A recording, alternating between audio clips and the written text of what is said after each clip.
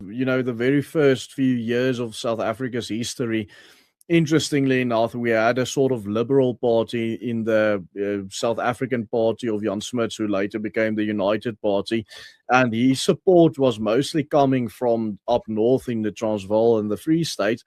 And then you had this nationalist party in Cape Town that almost all of their support came from Cape Town at the beginning, at least. All of their leadership also came from Cape Town at the beginning.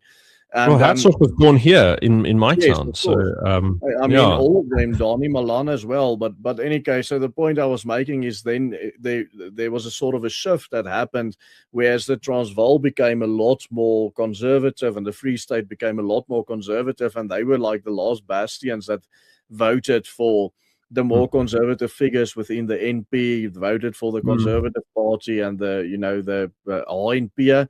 And the K became much more liberal, and they started voting for the PFP, the Progressive Party, which obviously then later became the DA, the Democratic Alliance.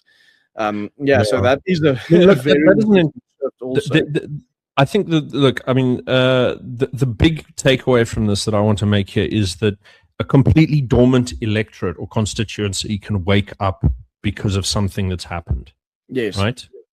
And so the idea that there's going to be voter apathy and it's going to carry the day and allow the DA to win constituencies, that's not going to last forever. Yes. Right? And so if you don't deal with the illegal settlement problem, you're going to be swallowed up. And when they do wake up, there will be no recourse. But is the DA doing anything in Cape Town to deal with the fact that they have the largest proportion of people living as squatters in the entire country currently?